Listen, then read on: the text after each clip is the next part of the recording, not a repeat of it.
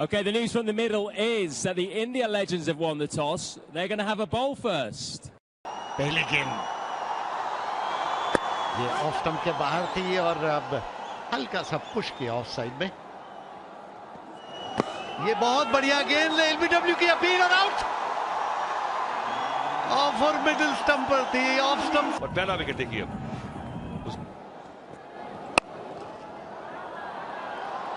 और ये पहला चौका भी बड़ी मुश्किल से ही मिला है क्योंकि दो फील्डर उसके पीछे थे।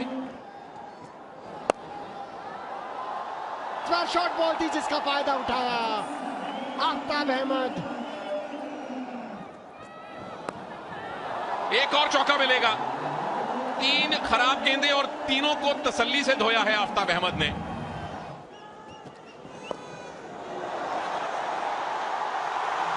विकेट मिली है। अब सचिन ने यह कहा था या नहीं पता नहीं, पर जो भी कहा था उसने कामयाबी दिलवाई है। और आफ्ताब अहमद जिन्होंने पिछले ओवर में 3 शो रहा है, 20 रन बनाए 14 बॉलों में, 37 पर 2 बांग्लादेश। पिछले ओवर में पिटाई हुई थी लेकिन इस बार अच्छी शुरुआत है।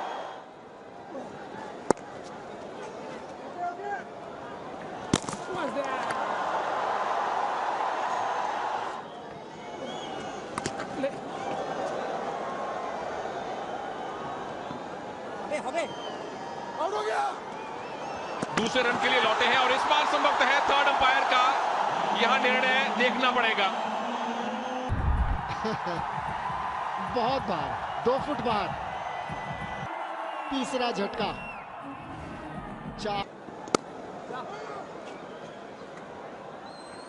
फील्डिंग आला दर्जे की है। थ्रोज दोनों छोर पे बहुत बढ़िया आ रहे हैं।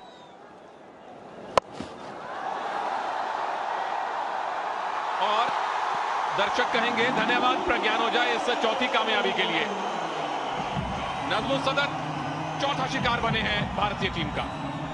सामना किया 48 4 विकेट पर बांग्लादेश ने। और अजीबोगरीब बैटिंग कर रहे हैं ऐसी। ये उठाया ऊपर, एक्स्ट्रा कवर के ऊपर से बहुत देर बाद 4 रन।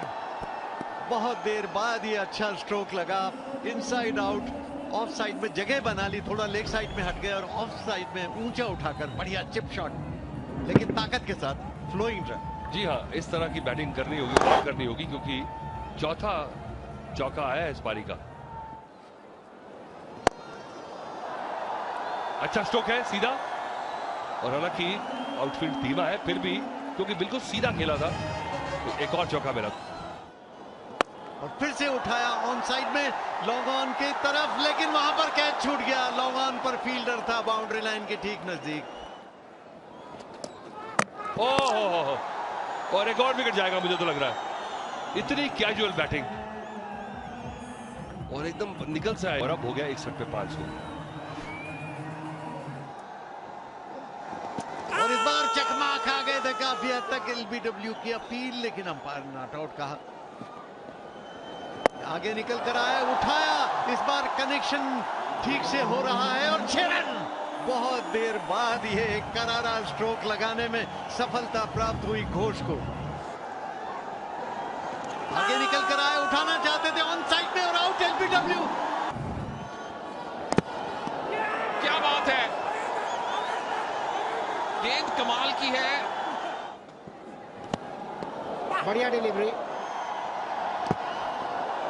अपनी जगह ढूंढ ली है, टप्पा ढूंढ लिया है अभिमन्यु मिथुन ने।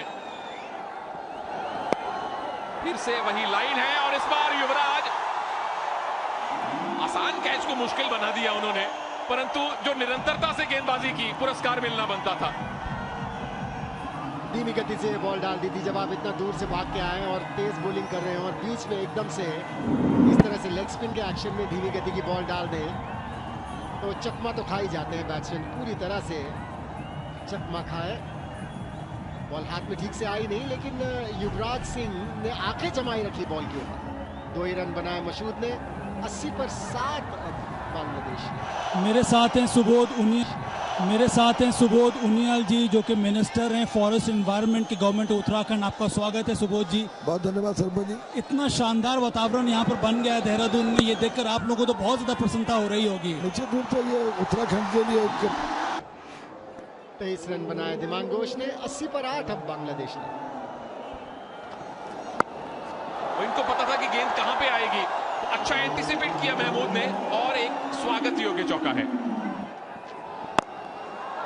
कदमों का इस्तेमाल किया है और ये बांग्लादेश की पारी का महज दूसरा छक्का है। तो अब मामूली सही पर रोमांच पैदा किया है बांग्लादेश लेजेंड्स ने। क्या बढ़िया कदमों का इस्तेमाल किया। और जितने बैट्समैन उनके ड्रेसिंग रूम में बैठे या डगआउट में बैठे, उनको एक मैसेज दिया महमूद ने कि अगर आपने ये किया होता तो शायद स्कोरबोर्ड के ऊपर स्कोर कुछ अलग लगा होता। चौके और छक्के ने कम से कम 100 के पास पहुंचा दिया बांग्लादेश लेजेंड्स को, और पास पहुंचा दिया। 98 हो जाएगा स्कोर। बिल्कुल पूरा कर, और नहीं फील्डर है डीप में। गेंद कितनी लंबी जाएगी? 6 रन के लिए जाएगी। एक समय लगा कि स्टुअर्ट बिनी कैच लपक सकते हैं, पर 22 रन बने इस ओवर से। शरीफ ने 106 9 विकेट पर बांग्लादेश ने। पहली गेंद पर ही बड़ा शॉट लगाने का मन बनाया और चौके के साथ खाता खोला है। ऊंचाई बहुत है इस शॉट में और लंबाई भी इतनी है कि अब तो रज़ाक को भी छक्का मिल जाएगा। तो अपनी 2 गेंदों में 10 रन जड़ दिए हैं रज़ाक ने। वही बात फिर दोहराऊंगा कि जब मन में हो कि बैट्समैन मारेगा फिर पड़ती है। कहते हैं ना, थिंक पॉजिटिव तो पॉजिटिव होगा, नेगेटिव सोचेंगे तो नेगेटिव होगा। बड़ा शॉट लगाने की कोशिश है, क्या विनय लपक पाएंगे? ओह, फिर से अच्छी कोशिश। 2 कोशिशें की उन्होंने, ऑल आउट नहीं हो पाई बांग्लादेश। 80 पर 8 विकेट भारत ने हासिल कर लिए थे, लेकिन उसके बाद वापसी की है और निचले क्रम ने कुछ एक चौके छक्के लगा के 121 पर पहुंचा दिया इस टीम को 20 ओवर्स के बाद। प्रज्ञान ओझा 3 विकेट हासिल किए 36 रन देकर। 2 विकेट मिले अभिमन्यु मिथुन और आर विनय कुमार को आज मौका मिला है ओपन करने का।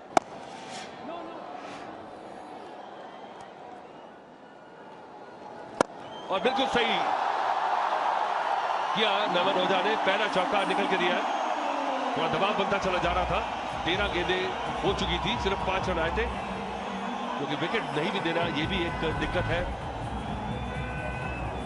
और 5 ओवर में 25 का स्कोर चाहिए भारत को बिना किसी विकेट को खोए, तो ये मैच आप डकवर्थ के हिसाब से जीत जाएंगे।